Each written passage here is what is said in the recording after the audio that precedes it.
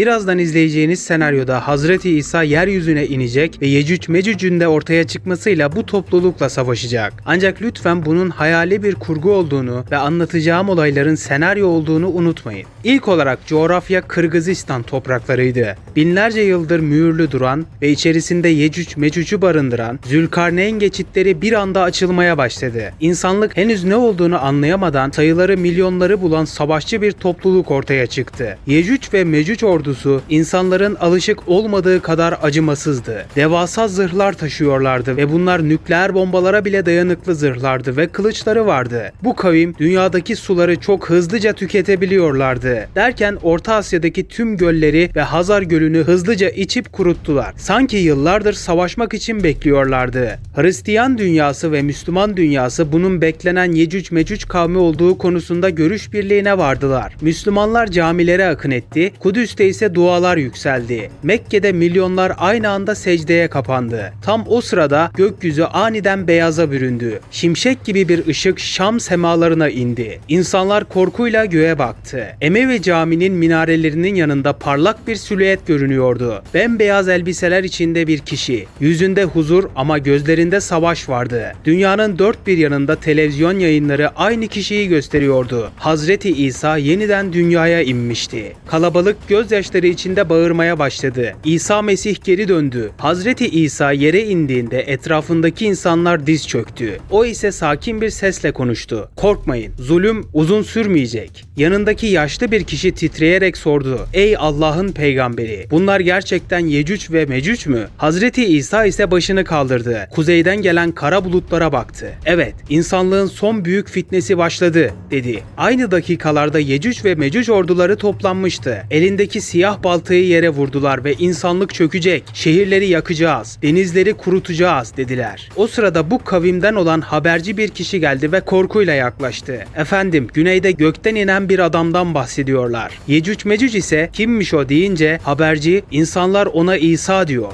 Bir anlık sessizlik oldu. Sonra biz milyonlarız, bir kişi bizi durduramaz, dediler. Ertesi sabah dünya tarihinin en büyük savaşı başladı. Yecüc ve Mecüc orduları İran üzerinden Orta Doğu'ya inmeye başladılar. Amerika ve Rusya gibi bütün ülkeler bir olarak uçak bombardımanı yaptılar. Ama hiçbir şey onları durduramıyordu. Devasa zırhları sayesinde hiçbir şey işlemiyordu. Yecüc ve Mecüc ordusu ilerledikçe nehirleri içiyor, tarlaları yok ediyor, şehirleri ateşe veriyordu. Dünya ülkeleri cephane bitiyor ama sayıları tükenmiyor, dedi. Tam o sırada tüm dünyadan bir ses duyuldu ve gökyüzünden güçlü bir ses yankılandı. Dayanın, derken Hazreti İsa elini kaldırdı. Rüzgar bir anda yön değiştirdi. İran'da bulunan Yecüc ve Mecüc askerleri ilk kez geri adım attı. Hazreti İsa bu kavmin tam karşısında belirdi ve kavmin liderleri öfkeyle bağırdı. Sen kimsin? Hazreti İsa ise ona doğru yürüdü. Ben Allah'ın izniyle geri dönen İsa'yım. Lider baltasını kaldırdı. Biz dünyayı ele geçirmek için doğduk, dedi. Hazreti İsa'nın ise sesi sertleşti. Hayır, siz insanlığın imtihanısınız. Ve savaşın gerçek başlangıcı o anda oldu. Yecüc Mecüc öfkelenmişti ve o anda dünyanın farklı noktalarına akın etme kararı aldılar. Bir kısmı İran'da kaldı, diğer kısmı Asya ve biraz Avrupa ve diğer kısmı da Afrika ve Amerika kıtalarında ortaya çıktı. Yecüc Mecüc büyük bir imparatorluk kurmak istedi ve Orta Asya'yı ele geçirip hakimiyetine aldılar ve merkezlerini bu coğrafyada inşa ettiler. Yecüc ve Mecüc orduları durmadan ilerliyordu. Sayıları o kadar fazlaydı ki dağların etekleri hareket eden karınca sürüleri gibi görünüyordu. Ön saflarda dev savaşçılar vardı. Arkalarında ise demir zincirlerle bağlanmış yaratık benzeri birlikler ilerliyordu. Girdikleri her şehir birkaç saat içinde sessizliğe gömülüyordu. Yecüc ve Mecüc ordusu korku bilmiyordu. Dünya orduları ise savunma hattını Kudüs ve Mekke çevresine kurdu. Tüm dünya onlar bombaların içine koşuyorlar diyordu. Bu arada Yecüc Mecüc kavmi Asya'da Çin'e ait Tibet bölgesini de ele geçirmişti ve imparatorluklarının bir parçası haline getirdiler. Aynı zamanda hızla ilerliyorlardı. Hazreti İsa ise kendine dünyada olan nişanını belirlemek için İsrail, Filistin ve Suriye'yi de içine alan bir ülke oluşturdu. Yecüc Mecüc ordusu tek ağızdan bağırıyordu. Yakın, yıkın,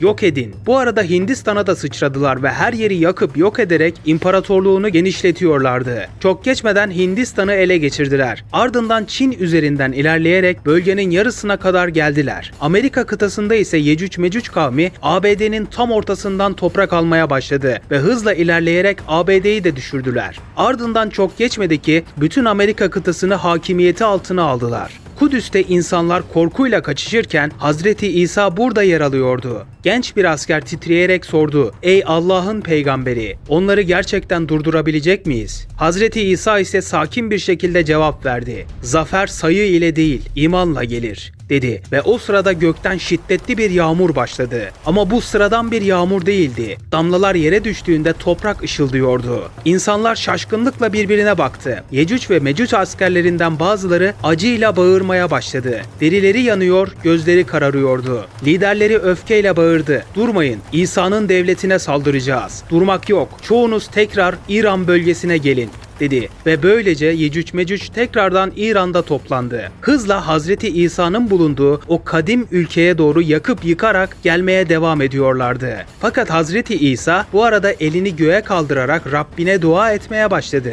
Bir anda gökyüzü yarıldı. Bulutların arasından parlak ışık hüzmeleri inmeye başladı. İnsanlar korkuyla yere kapandı. O ışığın içinde bembeyaz kanatlı varlıklar görünüyordu. Melekler. Yecüc ve Mecüc ordusu ilk kez paniğe kapıldı. Bazıları geri kaçmaya başladı. Bazıları kulaklarını kapatıp çığlık attı. Çünkü gökten gelen ses bütün vadiyi titretiyordu. Zulüm sona erecek. Nidaları yükseliyordu. Hazreti İsa'nın ülkesi ise ilerlemeye başladı. Attığı her adımda yerdeki çatlaklardan ışık yükseliyordu. Derken Yecüc Mecüc'ün devletiyle karşı karşıya gelip sınır komşusu oldular. Yecüc ve Mecüc lideri savaş meydanında ona doğru yürüdü. İkisi savaş alanının ortasında karşı karşıya geldi. Yecüc Mecüc lideri nefretle konuştu: "Bakalım sen mi daha güçlüsün yoksa Yecüc ve Mecüc mü?" Hazreti İsa ise "Ben yalnız değilim. Allah benimledir." dedi. Bu arada Yecüc Mecüc kavmini insanlar yok edemezdi. Ancak ilahi bir güç tarafından yok edilebilirlerdi. Bu arada Yecüc Mecüc ordusu Hint okyanusunu içerek kısa sürede kurutmayı başardılar ve bu devasa okyanusta yok olmuş hale geldi. İnsanlık son anlarını yaşıyor gibiydi. Tam o anda gökyüzü yeniden sarsıldı. Hazreti İsa sakin bir sesle konuştu: "Bugün zulmün son günü olacak." Ardından yere diz çöktü ve ellerini gökyüzüne kaldırdı. "Ey Rabbim, insanlığı karanlıktan kurtar" demesinin ardından her şey sessizleşti.